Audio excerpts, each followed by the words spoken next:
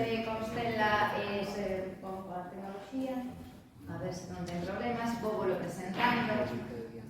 Xosé é xeógrafo e profesor na Facultade de Educación e Traballo Social do Campus de Ourense da Universidade de Vigo, e no ano 2017 resultou gañador do 17º Premio Ramón Piñeiro de Ensaio pola obra O colapso territorial en Galiza, unha lectura desde o espazo da construcción social do país, publicado por Galaxia. Non sei se foi antes ou a pita, pero penso que hai un traballo de investigación que o lixo moito máis complexo, a súa tese de doutoramento que afonda todavía máis neste título.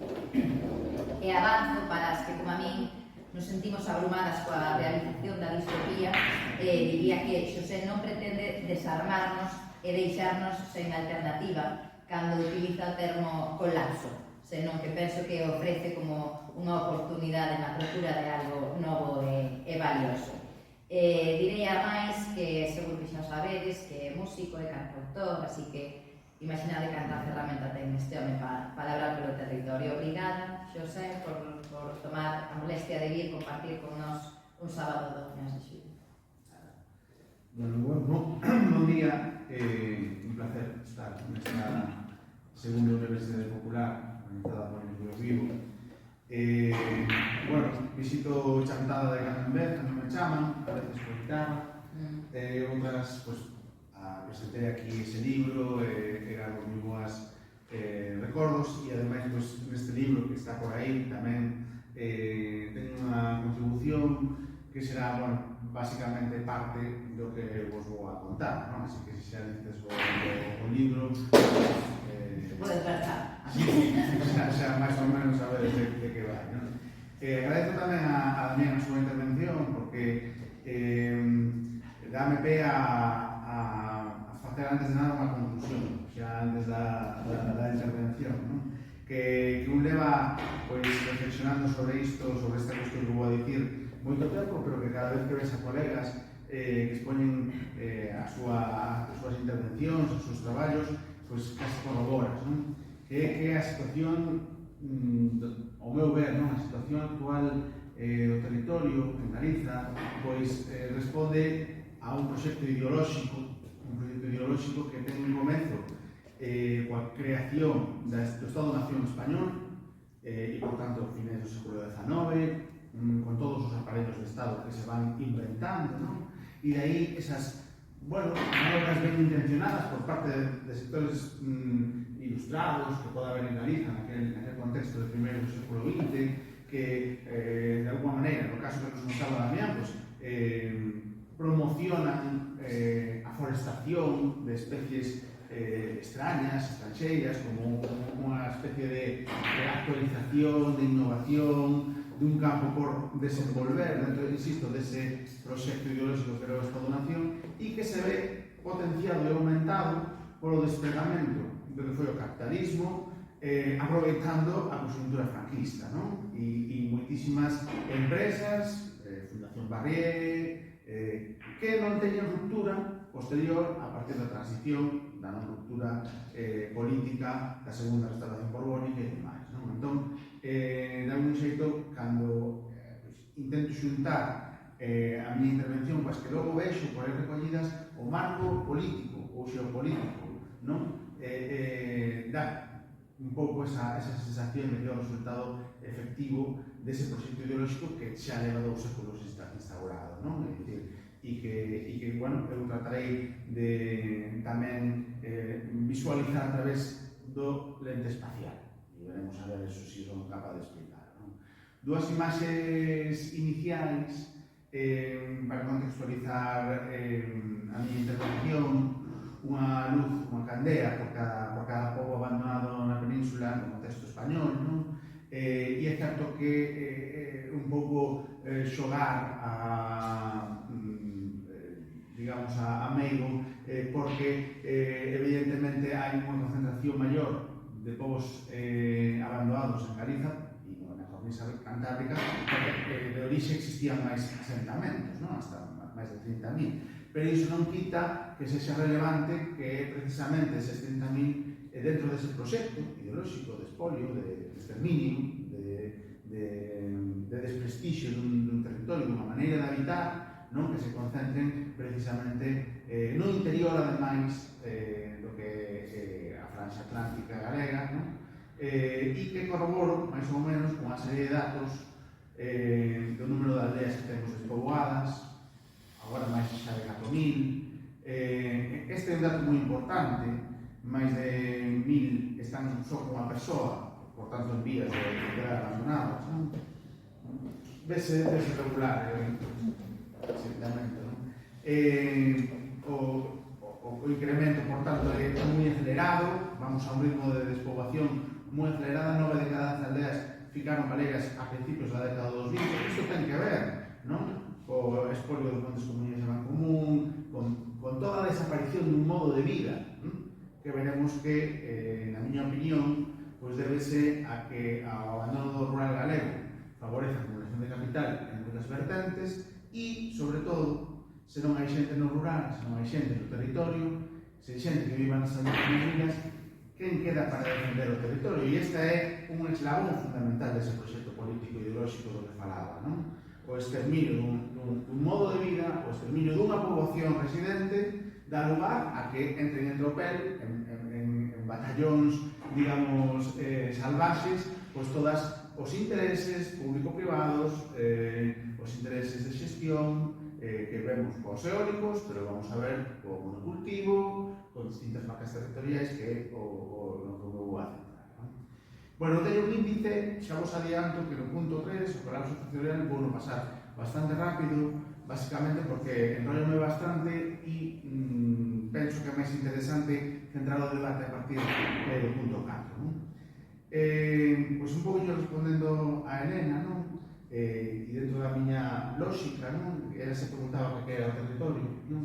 Eu tampouco tenho moi claro a día de hoxe que é o territorio, pero sí que podo decir que o territorio foi unha cuestión que dentro dese proxecto político que se trata de desplegar ocupou digamos, un papel secundario, basicamente de escenario, un soporte natural no que despregar distintas plans sectoriais, distintas políticas de todo tipo que asegurasen, ou por lo menos acubillasen, o, digamos, éxito desas actividades, non?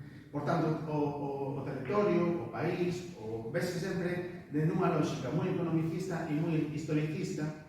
Isto quere dicir que, digamos, que vense privilexiadas as relacións económicas dentro do territorio e non as naturais, non as ambientais, etc. Sin embargo, hai unha perspectiva xa desde os anos 70 da xeografía crítica que nos recorda que o territorio sí ten importancia per se. Entón, que é o territorio? Aí tenes, dos libros, un moi interesante de Yves Lacoste, un xeógrafo francés, que relata como os Estados Unidos son quen de perder a guerra do Vietnam por mor de non ter, digamos, suficiente información xeográfica daquele país, e a xeografía importa, non? Sobre todo editada por Doreen Massey, unha xeógrafa feminista, que estuda moito as relacións sociais dentro da cidade, non? E os espazos de poder. Entón, que é o territorio? E a resposta doada sería que o territorio é un produto social. É dicir, o territorio é o resultado da acción humana sobre unhas condicións naturais. Pero eu quero poñer a atención no seguinte, é que a sociedade é un produto espacial. E iso que quere dicir non só que o espazo ou o territorio determine como somos, ou como son as novas sociedades, ou como é o modo de ocupar o territorio, sino que o territorio ten entidade a marxe da sociedade. E isto é moi importante, porque así podemos comprender que ten ritmos, ten biorritmos, ten elementos que funcionan independentemente da sociedade que o habita, non? É dicir, que o territorio é un elemento orgánico, como se fora unha célula vegetal, podemos, digamos, que entender así, que independentemente de que se despregue un modelo económico ou outro, pois el mesmo opera en relacións de reciclaxe, en relacións de simbiose, en relacións de dependencia entre uns elementos e outros, e digamos que, entendido así, o territorio digamos, un sistema aberto de relacións enerxéticas, onde se produce un intercambio de enerxías entre distintos elementos, nos que un deles é a humanidade. Nos que un deles é a humanidade. E a humanidade ten que aclarar se quere vivir en unha relación de dominación sobre o territorio e da natureza ou se quere vivir en unha relación moito máis horizontal. A idea tradicional de que o territorio, pois, evidentemente, vennos moi centrada dentro desas dualidades que tenden a facer que o territorio compita entre sí. O centro e a periferia, o urbano-rural, é o que eu chamo os binomios das tradicións regionais e desenvolvistas, e que, bueno, realmente non conciben o territorio como o concebeu o seu día pois tanto Fontán ou Cuvier, e que eu entendo que iban por outro lado cando entenderon o territorio. Dentro desta última... non sei que coña está... non pasa nada. Teño aquí unha imaxe na que en esta foto do ano 56 seleccionaba un eido productivo, e aquí iba a saber moi ben cousas que dicía Damián. Deixa-me ver se iso me parece alguna cousa. Podo gravar a presentación no ordenador? Sí, a ver se así...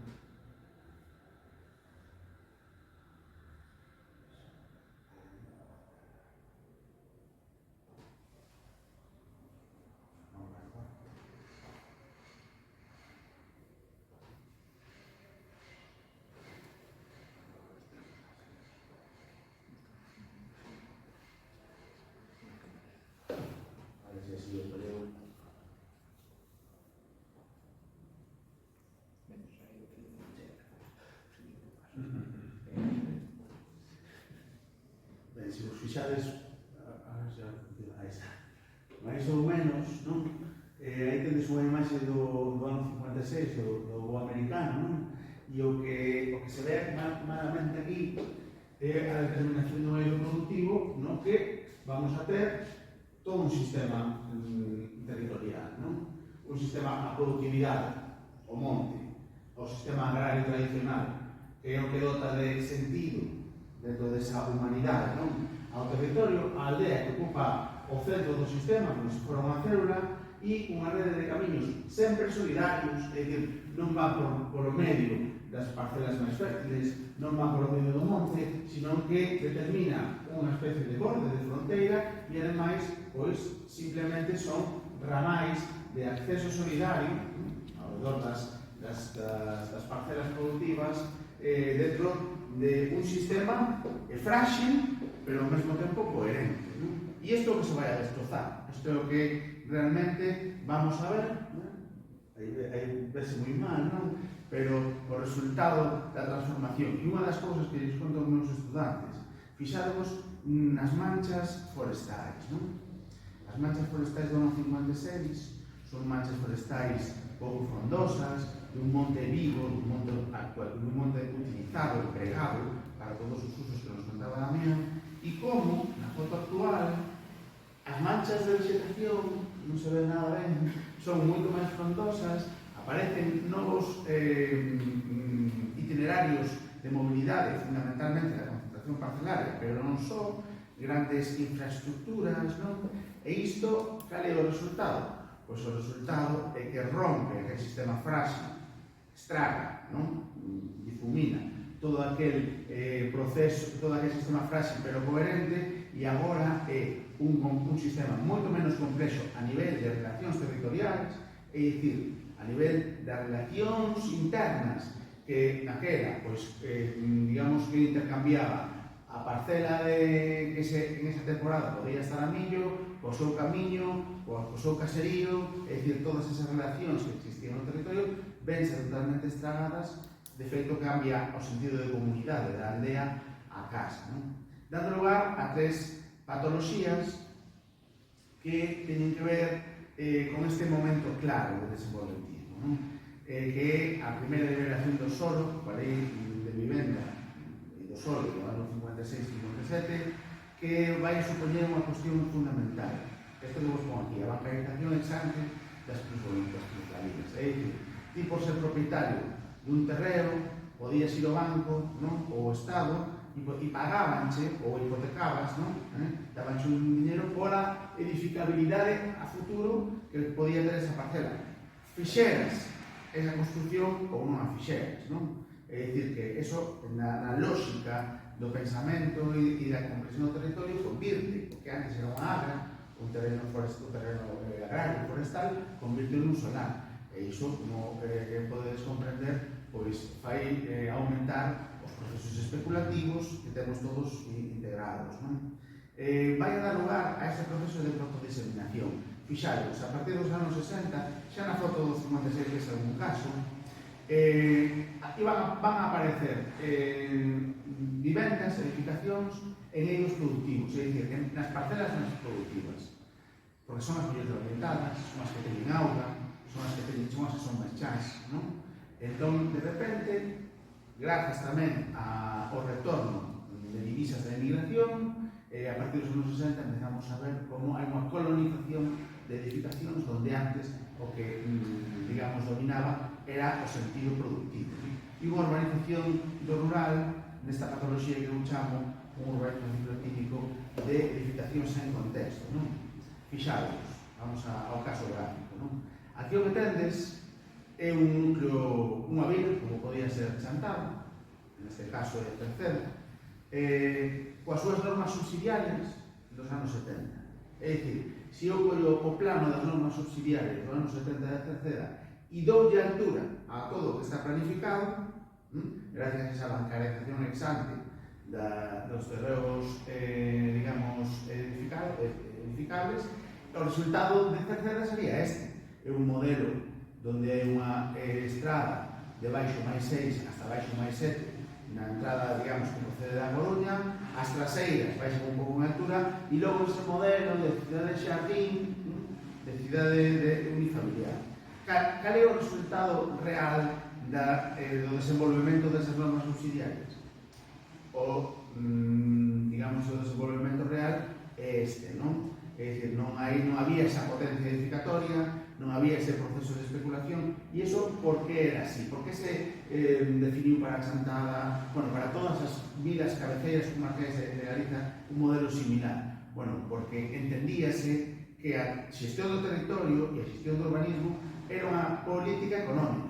É dicir, este modelo anterior xeneraría uns postos de traballo, unhas empresas de construcción, unha importación de materiais, etcétera, que non chegou digamos, a implantarse.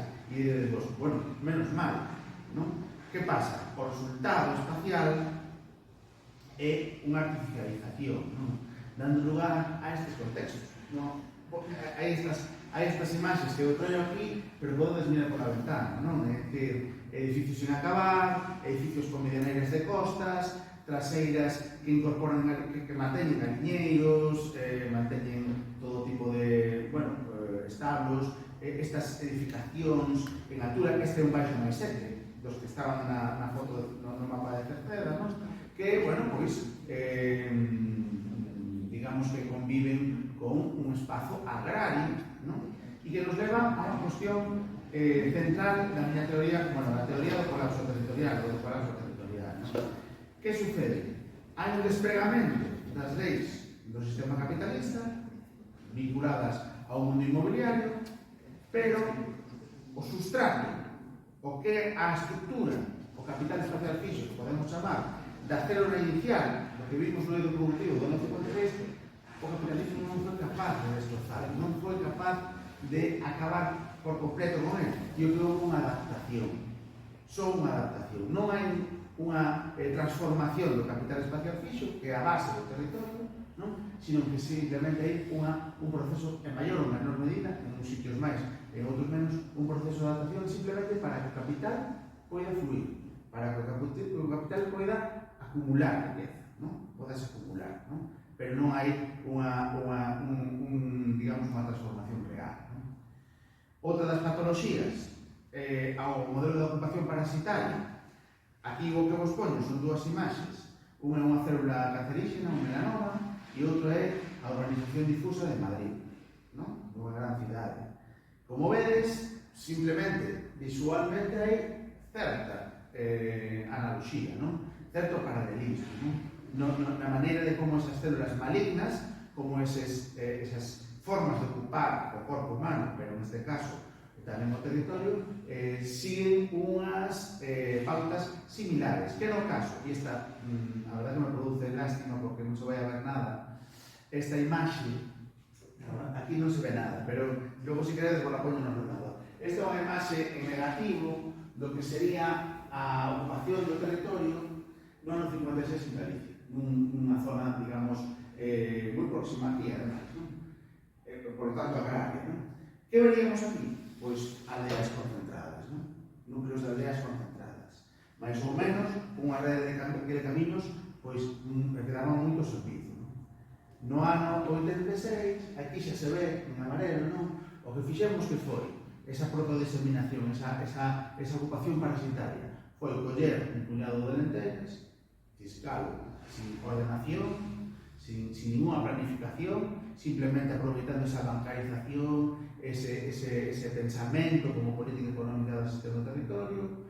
A seguinte, que están en azul, xa é o ano 94, o 2010 está en violeta, e, bueno, na seguinte charla que veña xantada estarán incorporando, estamos rematando de digitalizar o catastro de 2021.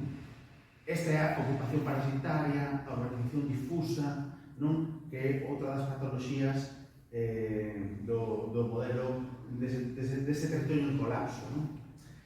A terceira patoloxía é o modelo depredador do territorio que responde a unha terceira lógica, que é a lógica de que hoxe en día a vertebración do territorio non está centrada na fixación de poboación, sino na mobilidade da mesma. Este é un mapa de fluxos de mobilidade diaria obrigada, que é o que realmente vertebra e determina que territorio temos. Para entendernos, ti antes rematabas os teus estudos ou casabas, buscabas traballo e vivías onde traballabas. Si ocupabas traballo en Pontevedra, marchabas a traballar a Pontevedra. Hoxe en día non. Hoxe en día o que temos é que ti podes traballar en Coruña, vivir en Vigo, bueno, se estás no Atlántico, o meu caso, eu vivo en Compostela, traballo en Ourense. É dicir, é a mobilidade que realmente vertebra as lógicas territoriais, grazas a que? A outro dos procesos expoliadores que son as grandes infraestructuras. O papel das grandes infraestructuras na comprensión e na ocupación do espazo. Poño dous exemplos. Cando vas á estación de Ourense, nos paneis publicitarios, o que aparece é o partido do Bernabéu. Ou o que van a estrenar no Wizzing Center. Esa é a publicidade da estación de tren de Ourense. Non o que hai no teatro principal de Ourense, nin cando vai a xogar a Ourense de pouco, non? Xa non sei se xoga, non é iso. Entón, cal sería a resposta? Bueno, que o papel da infraestructura ferroviaria é centrípeta. É dicir, a quen queren realmente beneficiar é a Madrid, é o centro do sistema. Ainda que che contan, ahora podes ir de Ourense a Madrid en 2 horas e media, non? Bueno, de acordo, pero entonces con iso tamén estamos facendo a lectura ao revés, de tal xeito que a compañía teatral de Madrid nunca vai a estar en Ourense, nunca vai a ver Ourense, porque precisamente por os custos de oportunidade dirá, eu me quedo en Madrid instalado e o que fago é financiar o billete de tren, moito menos custoso para eles. Claro, a pregunta é, entón, que distancia hai entre Ourense e Madrid? Se fósemos cartesianos, diríamos 500 kilómetros, non? Se somos máis pragmáticos, decimos, a distancia son 2 horas e media. O sea, medimos a distancia en tempo. Ben, pero eu vos digo, non, a distancia son 100 euros. É o que realmente nos separa para poder facer iso. E iso responde a esta, digamos, proxecto ideolóxico que, por certo, xa don Carlos Marx xa o tiña descrito na súa aniquilación do espazo dentro do capital. Non? É dicir, para él, o recurte das distancias era unha cuestión de investimento. Bueno, o papel da mobilidade que dá lugar pois, a todos os conflictos espaciais de depredación que evitan que a xente se fixe nos lugares, e que, se non vive xente nos lugares, acaban entrando distintas intereses público-privados, insisto como antes, en un mapa, non sei se supoño que coñecedes, é un mapa crítico de 2012, hoxe en día xa moitísimo máis cheo de puntos, non? Pero que tiñan que ver con, bueno, toda a lógica que Vegas nos contaba dos 7 grandes pecados capitais que de alguma maneira estaban asolando o país, por o enerxéticos, por o financiero, este millo do campesinado da xente mariñeira, a esclavización das clases traballadores e a expatriación forzosa das xeracións mozas, o desmantelamento da rehabilitación e mercantilización dos servicios públicos e sociais, o endocido cultural e lingüístico e, por último, o ecocidio ou a agresión criminal aos ecosistemas e ao medio ambiente. Era realmente o resultado desa nova maneira de entender o territorio, non na fixación de poboación, é dicir, non na creación de comunidades locais vinculadas a un lugar, sino na mobilidade, en chegar rápido a todos os lados. Bueno, os lados que se pode chegar, non? Si vas de Xeres de Lalín non pode chegar a ningún lado, os Xeres de Chantal, desde Xeres de Compostela pode moverse, non hai posibilidade de chegar rápido, non? E estar, parece-nos que en conexión con todo, non? Chegar rápido, ir a consumir, é unha visión moi consumista do territorio, non productiva. Bueno, esta é a parte que vou a pasar máis rápida, simplemente por darvos unha pincelada, non? Do que é o colapso territorial da Galiza rural e da Galiza urbana, pois tiñamos condicionantes. Aquí, evidentemente, pois tiñamos unha organización moi xenuína do espazo baseada nun minifundio, pero non só nun minifundio xeográfico, sino tamén mental, non? Que era esa complexa construcción antropolóxica social do país, algo que freou, ao meu ver, aos procesos de especulación, non? Porque esa querencia co terruño, esa querencia coa terra, fixo que cando un terceiro viña a Fernando de Carlos e dixeras non, entón freada, non? Bueno, unha serie de condicionantes que eu vinculei con algunhas definicións que atopei cando outros autores falaban de colapso a nivel global, non? Entre elas, eu sempre me quedo coa de Jared Diamond, un retroceso drástico do tamaño da poboación humana. No caso galego, ainda que agora hai un repunte por o saldo migratorio, envíase moito mellor aí 10 anos, non? Ese retroceso do tamaño e, sobre todo, da complexidade política, económica e social. Eu diría tamén a complexidade do territorio. Que é a complexidade do territorio? Fixaros, antes o territorio, cada unha dos seus elementos, sexa monte, sexa unha parcela agraria, sexa unha aldea, podía cumprir máis dunha función. Podía, se o vemos nunha parcela agraria, ao longo do ano, pois había unha rotación de cultivos, había incluso tempos nos que non se cultivaba nada, pero tamén eran espazos de encontro, vínculos emocionais, cumplían máis dunha función. Cando as funcións se reducen, esas partes do territorio que se volven monofuncións, a complexidade do sistema redúcese, porque xa non hai un intercambio tan forte. E que sucede? Que os elementos máis poderosos acaban absorbendo aos menos poderosos, aos eslabóns máis febles. De tal maneira que se unha función forte, como pode ser a función inmobiliaria, é moi potente, está moi desenvolvida, que vai a pasar con aquelas funcións menos poderosas, por exemplo, o cultivo de cereais, que son absorbidas e acaban abandonadas ou edificadas, ou mal edificadas incluso.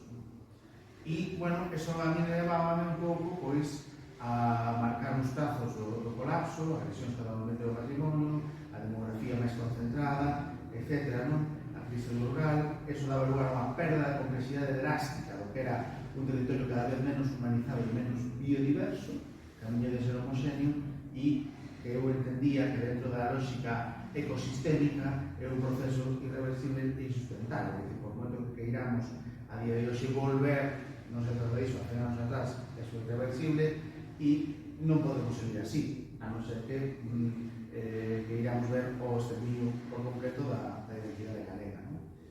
Bueno, este esquema sí que non o vou a contar, logo podemos falar del se queredes, está recollido no libro do colapso, basicamente o que os acabo de contar de unha maneira máis académica, e o que sí que me interesa máis é ver as cuestións problema.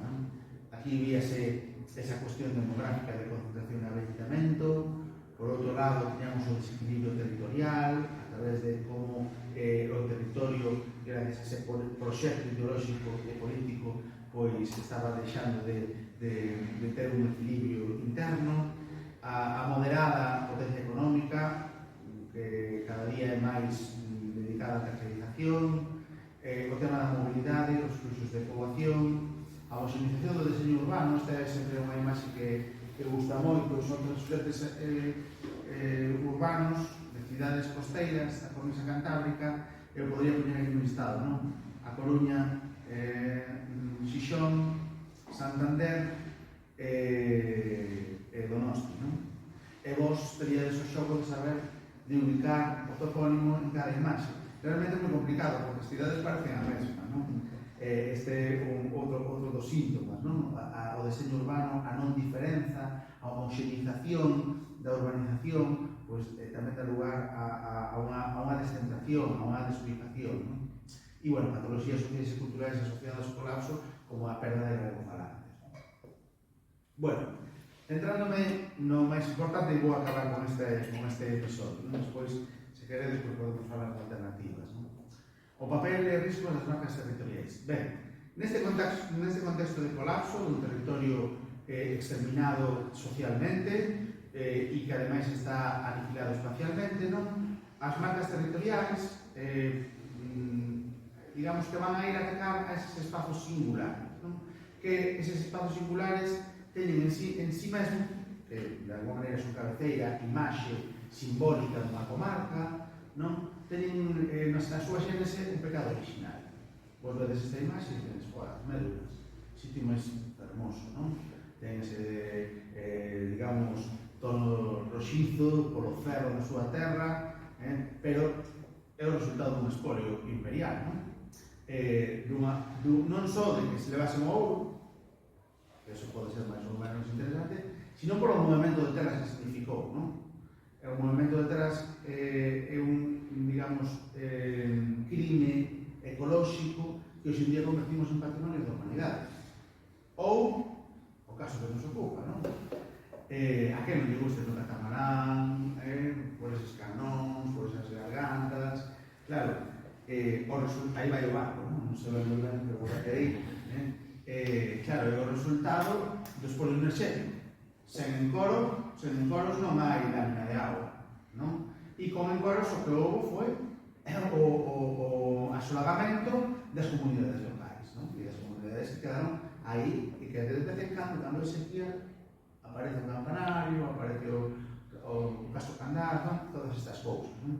Claro, este é un punto inicial de reflexión, non? Porque as marcas territoriais en realidade presentánsenos como a solución espacial do capitalismo actual, do capitalismo tardío, para atraer fluxos. Que fluxos, non? Que é iso de fluxos? Esa mobilidade que víamos antes, non? As marcas territoriais non necesitan xente vivindo nas médulas ou na Bonoberzo ou na Ribeira Sacra. O que necesitan é que a xente veña e que se renove, non? De tal maneira que a digamos, comunidade local non é interesante. Que atraemos? Por un lado, persoas. É interesante que, grazas a esas marcas territoriais, veñan moitos visitantes, non residentes, non necesitamos residentes que nos entorpezan con que queren melloras no sistema de saída, pero necesitamos consumidores, o fluxo de persoas, fluxo de mercadorías, tanto na construcción de todas as infraestructuras de acceso, eso é algo que tamén, cando falaba tamén pensaba, non? Como fan para levar un parque eólico a un lugar tan illado e tan isolado, teñen que destruir, hai un proceso de destrucción previo a través da infraestructura que supón un investimento e alguén en Madrid que se está beneficiando dese investimento. E atraer capitais, non? Capitais inversores. Non só os cartos que levamos nós e consumimos cando vimos a Ribeira Sacra, sino tamén as bodegas e tal, sino sobre todo inversores, investimentos, non? Ese é o máis interesante. Por tanto, estas marcas territoriais, esa solución espacial, céntrase na mercantilización do territorio, é dicir, o territorio como produto máis do sistema económico, co que mercadear, co que competir, non? Dentro das lógicas da mercadoteña territorial, porque se eu teño unha marca territorial na Ribeira Sacra, vou a competir coa do sí, non? A do Miño coa do sí, pero logo vou a competir con Peras de Vinca, e logo vou a competir co Ribeiro, e logo vou a competir co Salnés, etc. Cada un coa súa marca territorial, competindo por atraer eses fluxos. A veces hai alianzas, primeiro vai a Ribeira Sacra e logo vas ao Ribeiro, non? E desa maneira acaban creando como unha especie de holding, non? Dentro do mercado territorial. E unhas marcas territoriais que obedecen a diversas tipoloxías turísticas, patrimoniais, ambientais, entre as que están o BIC, están os concellos de excelencia turística, están, bueno, o Camiño de Santiago, a Montes tamén, a Red de Natura, todo iso atrae, non? Atrae, vas aí e vas a visitar un xeoparque. Iso é un xeoparque, non? Bueno, pois son, basicamente, delimitacións de ámbitos precisamente para facer competir o territorio e, dentro desa lógica, insisto, de que xa non queremos fixar poboación, o que queremos é o fluxo, así entendemos o territorio, pois conseguir eses fondos europeos, eses intereses privados, etc., de xestión, non? Que sucede? Que esas marcas territoriais dan lugar a certos problemas, non? En primeiro lugar, as delimitacións. E aquí saben moi ben, non? A delimitación do BIC son delimitacións moi pouco académicas, fundamentadas en mitos históricos en moitas ocasións, que ademais non só delimitan o ámbito, senón que delimitan os usos, e os usos en moitas ocasións son usos que non teñen nada que ver cos usos tradicionais que existían ou, se teñen que ver, priorizan uns, por exemplo, a cultura do viño, o monocultivo vitivinícola, fronte a outros, que mellor non teñen tanto rédito económico dentro desa marca territorial, que van quedando paulatinamente, digamos, no esquecemento. Un problema de participación cidadana evidente. Estas marcas territoriais, bueno, fundamentanse en que non exista xente xa, fundamentanse no exterminio demográfico, pero que ademais, se hai alguén, non se ten en conta os seus intereses, nin a súa opinión, nin ademais non acaba por funcionar. A participación cidadana volve ser unha parte máis de un eslogan, volve ser unha parte máis desa mercadotecnia. E logo a propia xestión das marcas territoriais, porque é unha xestión descoñecida, a multinivel, onde se entrecruzan consellos reguladores con mancomunidades, con diputacións, con concellos sí se eres dun color, pero non se eres do outro, con asesores internos, externos, organismos internacionais. Por tanto, o cidadán, a persoa da pé, realmente sabe que vive en, eu me acordo, Ribeira Plana, que era a marca territorial para o Concello de Ribeira, pero en realidad non sabía se iso sustituía o Concello, iban ali a preguntar se había que empadronarse ali ou se as multas era aquí ou alá. Non, realmente hai un problema moi gordo de gobernanza e estes problemas pois van a provocar que o risco se acentúe, non? Un xa está comentado na anterior ponencia, non?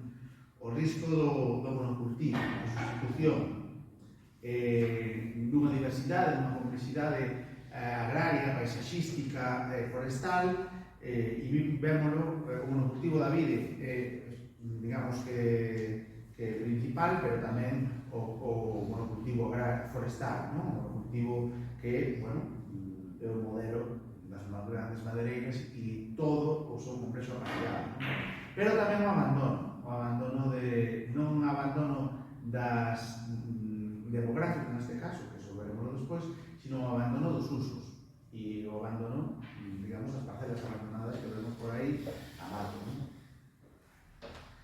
O risco da desertificación é un risco xa real, un risco que non só afecta a, digamos, demanda turística, sino a oferta turística, non? Postos de traballo, de moi baixa calidade, con moita explotación, sin cualificar, por lo tanto, un tecido turístico, digamos que totalmente fora de contexto, ¿no? En moitos lugares. A artificialización do espazo, con tirolinas, con xoguetes, con incluso imaxes, non? Como veremos a continuación, o baleiro demográfico, o inverno demográfico, e isto é o que me interesa, realmente, con estas marcas territoriais, e finalmente, pois, un proceso, un resto de dependencia dos mercados globais, un detrimento dos mercados locais, pero tamén unha dependencia enerxética, unha dependencia monetaria, unha dependencia política, non? Que non encadra dentro dun contexto, digamos, de emancipación, non? Todo o contrario. Os resultados, pois, máis que coñecidos, non? Estas marcas turísticas dan lugar a eses eventos masivos, non? Onde, bueno, digamos que pode haber incluso tamén actos criminais, non? Artificializacións, perdón, destas feiras, non? Medievais, que non son tal, pero, bueno, aí está o poder de atracción, non? Os conflitos ecolóxicos do mal uso da biosfera. Evidentemente, todo este sistema de marcas territoriais ten que estar abastecido, non? Porque vayas onde vayas, se ti te quedas nunha zona de turismo rural, os móveis son sempre tamén parecidos, hai un monocolor, non? Cada vez máis dentro de todas esas... e teñen que estar próximas, non? Para o abastecemento. Bueno, o caso do turismo masivo ou outro dos elementos moi interesantes destas marcas territoriais que son os festivais de música, non? O que eu chamo a nova onda do turbocapitalismo, non? No que están totalmente descontextualizados do territorio, por o momento que nos vendan, non, ven que aquí sí que hai produtos locais e tal, bueno, en fin, hasta o sin sentido, non? As marcas territoriais producen un cambio no sistema territorial que dá lugar a un patrimonio e unha paisaxe dunha sociedade posindustrial, non? Por lo tanto, patrimonios e territorios desvinculados, desarraigados, sen memoria, estamos traballando a desmemoria, inmateriais, no sentido de que vanse consumir moito a través das redes sociais, é dicir, que é máis importante? Isto xa o comentaba no seu día Frederick Jameson, non? O importante para un centro comercial non é tanto que ti consumas, como a imaxe que estás dando consumindo. Isto é digamos, unha metonimia, non? No sentido de que alguén ti dirás, ten o que quere que compres, pero o centro comercial o que quere exportar a imaxe de multitudes comprando, para que os que estamos na casa e vemos a imaxe por o móvil e digo, eu quero estar aí, por que non estou aí, non? E inmediatamente, pois, me movo, non? Bueno, patrimonios de simulacro, efémeros, que non duran, son fugaces, non? Especulativos, venme a memoria, pois, a época das grandes cidades, a cidade das ciencias, a cidade da cultura, a cidade non sei que, non todo iso que foi moi fugaz, que acabou por desaparecer, ou o grande aeroporto de Castellón, que debe ser o único, ou os grandes auditorios que hai espallados, ou aquí houve nos anos 90, non? Aquela especie de café para todos que foron os parques empresariais, que eran dos INCA, non? Da Sociedade de Desenvolvemento Comarcal de Galiza, que moitos deles estaban urbanizados, pero non había unha empresa. E, bueno, un patrimonio voraz, parasitario, en definitiva, contrario ao lugar. É curioso, non? É unha marca territorial, pero que é contraria ao lugar. O lugar como categoría de rebeldía, de emancipación, o lugar non é só unha cuestión xeográfica, senón que é unha cuestión emocional, non? Contraria as identidades e as comunidades locais. O resultado é este, non? Este é o resultado que se puxo moi de moda por parte de Instagram e de ir a bañarse a unha balsa radioactiva. Bueno, pois sí, houve que poñer valos, ainda así houve que ensaltou o valo, mañábase aí, en fin, é o sinsentido desta cuestión das marcas territoriais, non? En fin. Bueno, vou deixar aquí simplemente facer unha mención a este colapso como oportunidade, basicamente por isto, porque me parece interesante. Falábamos antes de justicia enerxética, que isto da justicia espacial é unha nova liña de investigación que estou agora intentando, isto é un xeógrafo de Arsolla, xa desaparecido, pero que é isto da justicia espacial. Él pon un caso moi interesante, di o seguinte: en Los Ángeles, na cidade de Los Ángeles, nun barrio, obreiro, traballador, estaban moi mosqueados porque o novo sistema de transporte urbano non pasaba, non ofrecía un servizo real a ese barrio.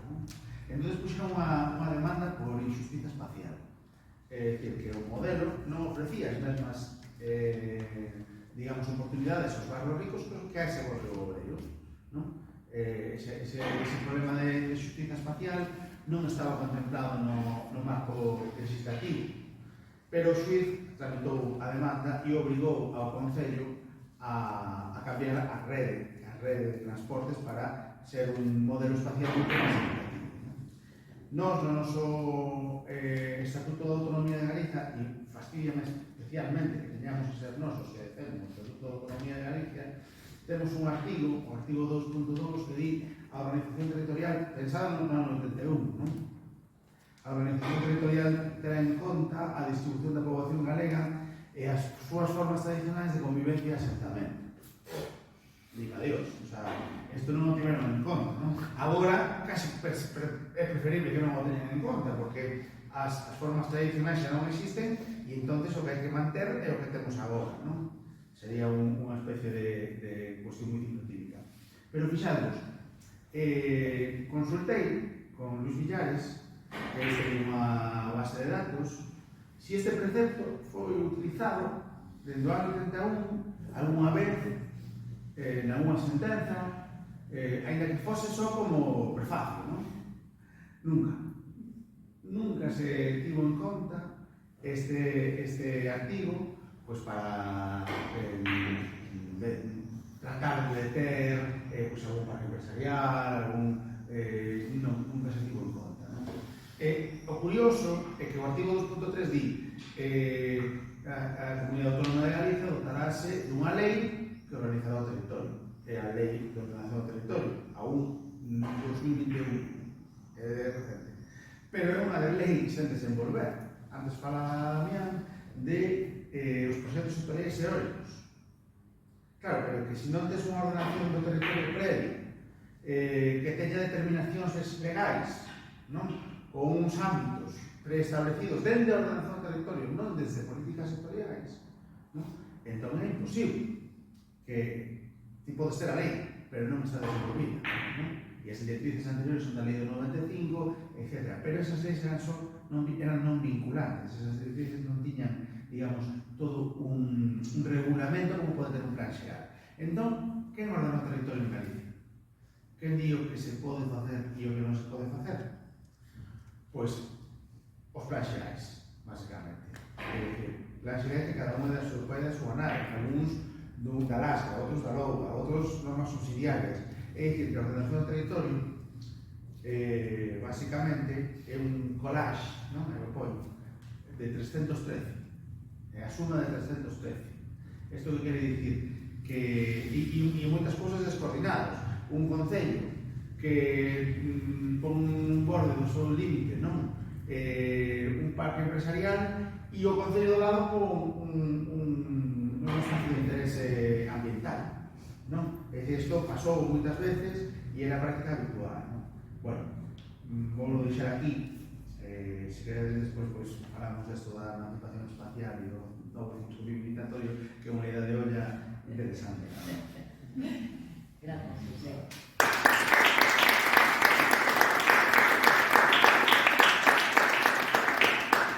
Bueno, que interesante todo o que contas. A mí se me venían moitas cousas a cabeza. Non sei se alguén quere comentar algo. O do tren é terrible, pois territorios como Audiña, que estaba pola tarde, quedan sen horarios, pero o impacto que está acontecendo, a mí contábame outro día unha persoa que coñezo que está buscando o piso en Ourense e que lle decía da inmobiliaria, decía, o sea, que non te podes nin imaginar o que estamos vivindo. Aquí chega xente de Albacete, sitios máis ou menos ben conectados con Madrid, venos a buscar un piso, pero en que barrio, que tal, vale, non conocemos nada de esto, non sabemos nada, solamente queremos tener aquí nuestra casa. Na costa estaba complicado, entón agora xa Ourense xa é un sitio posible para que a xente de Madrid veña aquí a veranear. En breve, pues, Chantada, sobre todo na zona rural, tamén nos convertiremos no sitio de veraneo. Digo que aquí hai un exemplo agora recente moi bon que para ir ao hospital a Monforte non hai autobuses. Hai unha primeira hora e para volverte creo que é ás 6 da tarde. Bueno, pois agora puxeron os autobuses gratuitos no Brao para ir á Praia da Cova. O sea, quero dicir, as prioridades son... Outras das alternativas que contemplaran para a Cova era a de semáforos, Sí, bueno. que decía o Antón sempre, yo tipo que vai a sulfatar. Ten que esperar o O semáforo. tipo que vai a sulfatar, obviamente, ninguén vai pensar o tipo que vai a sulfatar. Terrible, sí, eu estaba pensando tamén un festival que hai aquí ao lado e que leva por lema un festival para o territorio. Tela, tela. E despois hai que escoitar alguna que vive no territorio que che conte o impacto. Bueno, non sei se alguén quere comentar algo máis. Sí. Bueno, para realizar as dúas palestras que foron extraordinarias, magníficas, serios, estudiados, e pedirlle a organización, para organizar a verdade, que o próximo ano que fagades isto os viernes. E o veño de Monforte, os sábados non temos autobús. Entonces, a ver se podes os viernes. Pedimos que viñera para contar esta testemunha. Claro, o me queda dormir o viernes, Bueno, facilitamos que é Monforte. Fíxate que hai unha cuestión moi interesante. Non vai autobús usado. Bueno, o resto da semana é É increíble, increíble. Aquí... no, isto é propositado. É dicir, nos queren peleados, separados, pegados. Estamos, efectivamente, saqueados e puteados. Unha vez que chamoume alguén de alguna marea de Ourense, non sei se era unha ou a outra, para preguntarme sobre unha ampliación que queren facer, que están facendo xa, sobre o tren, que é unha variante de como chega o tren a Ourense, non? Que rebaixaba digamos, o traxecto de Madrid a Ourense en 2 minutos. E tiña un coste brutal. Eu dicía que con ese coste, se os cartos que fixeran, sería mellorar o sistema de autobuses colectivos ou incluso o que é o sistema ferroviario galego, non? É dicir, como están de outra maneira, non? É outra maneira de pensar o territorio. Non temos que chegar tan rápido a todos os sitios, en menos de 2 minutos, non? E hai unha cuestión que a mí me parece o máis dramático de todo, non? Isto de chegar rápido aos sitios.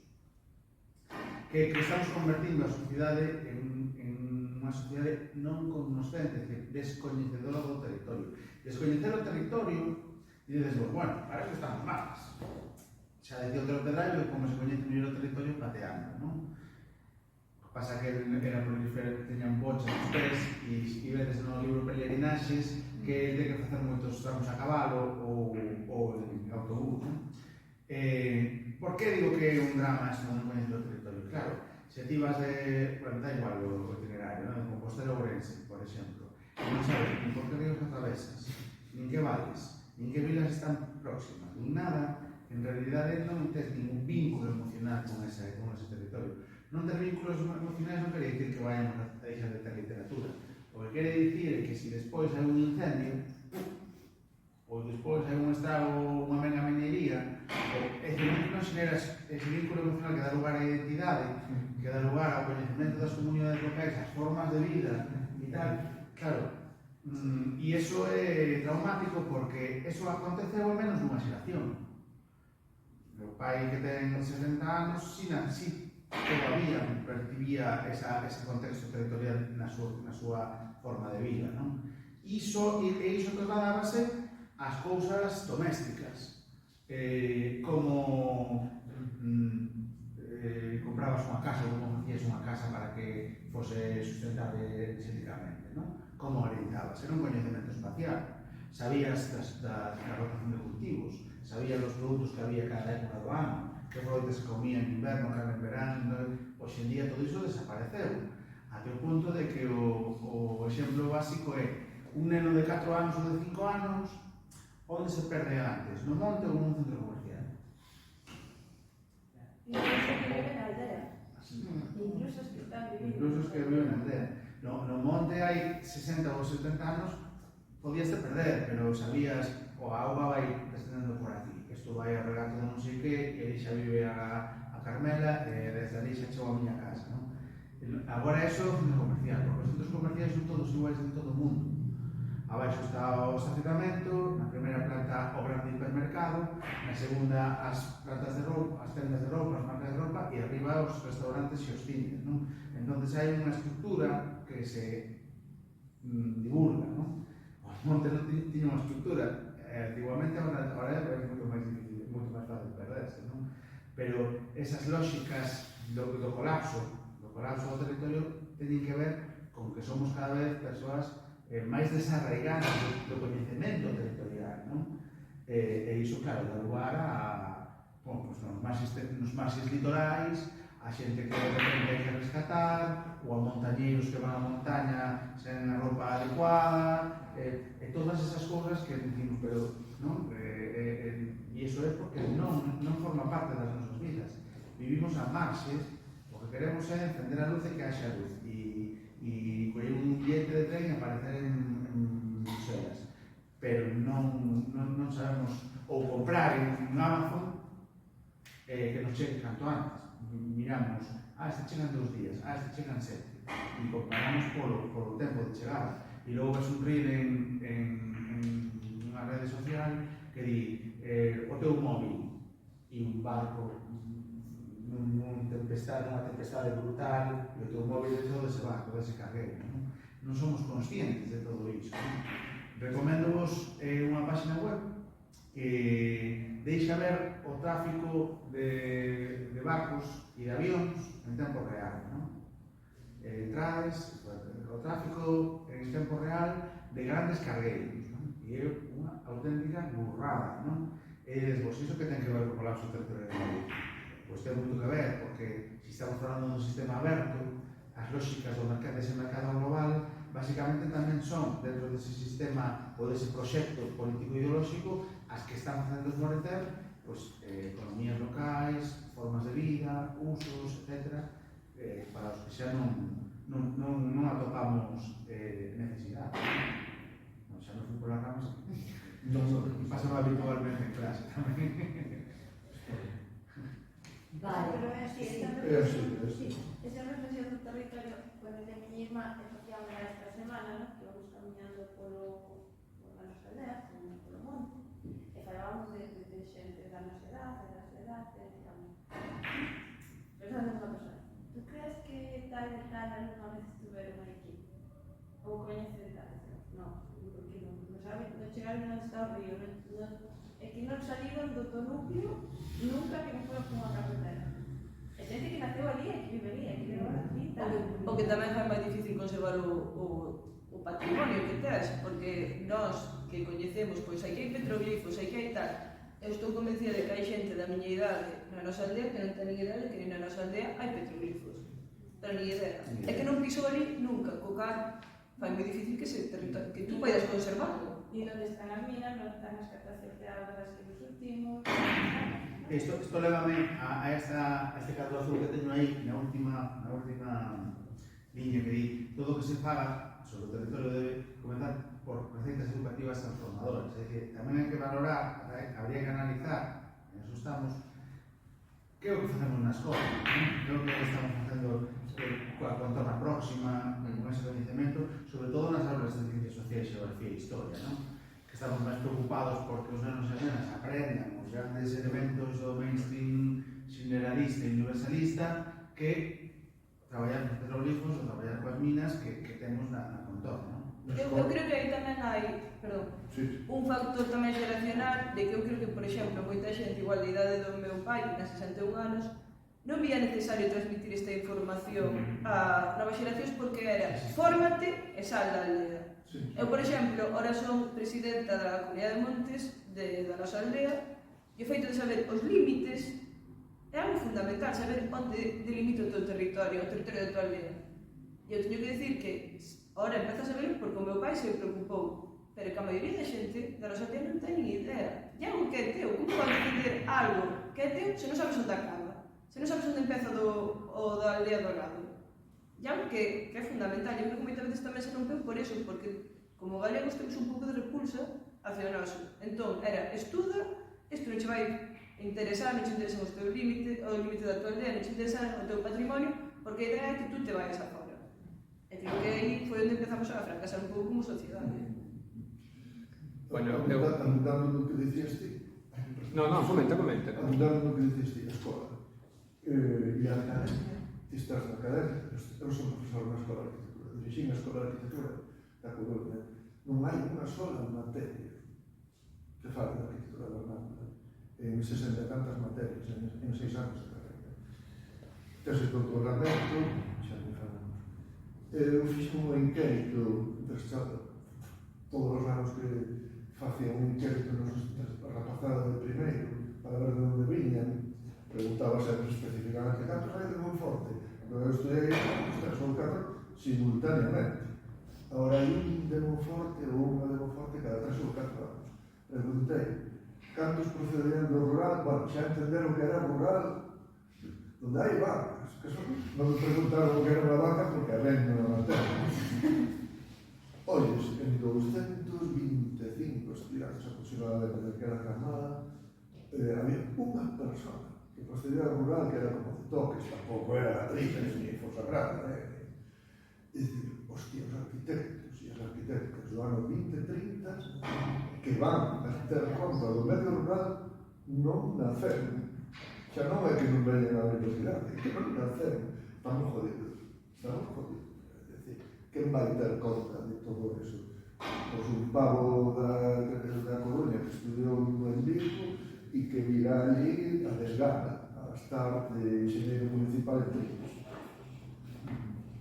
Rafa quería intervir tamén. Eu vamos propoñer, somos pouquiños, esta conversa temos lá baixo, facemos agora esa pausiña, un café. Parece, vos facemos un cafetiño. A tomando de lei. Eu era para esta conversa, como somos poucos, te la baixo nun café, pero bueno, plantexa A algo. ver, é moi un pouco fío que che quería preguntar. Bueno, que me pareceu interesante, bueno, como sempre, o que contas, pero do que estabas falando un poquinho da perda de vínculos, que tamén comentaches agora, de vínculos co territorio, da xente nova e demais. Sí, eso eu vexo que é un problema importante, pero non só tamén porque a xente se fose, o sea, porque hai xente nova que volveu e que incluso está montando cousas novas, pero ven con outros valores diferentes. Eu coñezo moita xente que fixo ciclos de agraria, feito eu estou no centro de ensino, moitos van a Fonteboa e demais, estão a zona de Macedo. E volven con uns valores completamente diferentes ao que eran dos seus avós, seus pais xa moitos xa os perderon tamén. É dicir, veñen na cabeza con establos grandes, con xuntar fincas todas, non lle fales de nin petroglifos, nin lle fales de ali había unha fonte, nin neste sitio hai a Pena da Moura. Non, porque, claro, o que se lles ensina de alguma maneira son outro tipo de prioridades, non? Eso non se valora, non se ten en conta. Entón, aí, claro, eso é un proceso de deshumanización radical, non só do rural, eu creo que tamén se dá no urbano, que é un pouco... Porque nas cidades a xente pasa e a veces non ve ni siquiera un espacio singular concreto que está cargado de historia, que está cargado de símbolos. Entón, eso marcas tamén un contexto un pouco máis xeral, penso eu. E bueno, claro, cal é a solución a todo isto? Moitas veces falando con xente do rural din que non se sinten escoitados, por iso tamén o de auxe da extrema dereita, que sería outro debate, non? A xente, non se preocupa de nós, non nos escoitan, non nos entenden. Sí, veñen con ideas de fora, pero a nós non nos preguntan. Hai algo de razón aí tamén, porque ao mellor o que se está contando falta comunicación, non? Ou úsanse códigos diferentes, porque as necesidades vistas desde fora son outras e as que están no territorio diferentes. E, bueno, é un reto, desde logo. Eu non sei se a educación é a principal responsable, porque eu a veces creo que todo se carga na educación, non? Igual que no tema de igualdade de xénero e demais, e eu creo que se fan cousas moi boas. E tamén no respecto á valoración e á rehumanización do territorio. Eu creo que se están facendo cousas interesantes. O que pasa que loitase contra xigantes tamén, porque a xente do rural non está allea do mundo. A xente do rural, eu a veces entre rapaz non vexo diferente ningún entre eles que están na Coruña. Ninguna. Entón, claro, ti querelos aillar e dicir, no, quédate aquí, non te pegues, nestes fronte a outros que son semellantes da mesma idade, cos que non teñen ningún tipo de diferencia xa, a nivel de tecnoloxía, a nivel de relacións, a nivel de ocio, é un reto, Entón, cargarlle todo o peso da educación, pois non sei, igual tamén a nivel de macroestructuras, sistemas políticos tamén, aí tamén hai unha responsabilidade, que nunca se di, non, eduquemos, igual que na igualdade de xénero, non? Eduquemos, está fallando a educación. Pois, a mellor, algo hai que darlle unha volta, pero non eu creo que non ten responsabilidade de educación. Hai tamén outros focos que nunca se fala deles, o empresarial, o económico, o político, que tamén ten unha gran responsabilidade, penso eu. Entón, bueno, eu creo que falta a veces buscar as canles de comunicación, de diálogo, e iso non é fácil, eu tampouco sei cal é a mellor forma, non sei. Sí. Constitución do café, non? Vamos que ir a revés.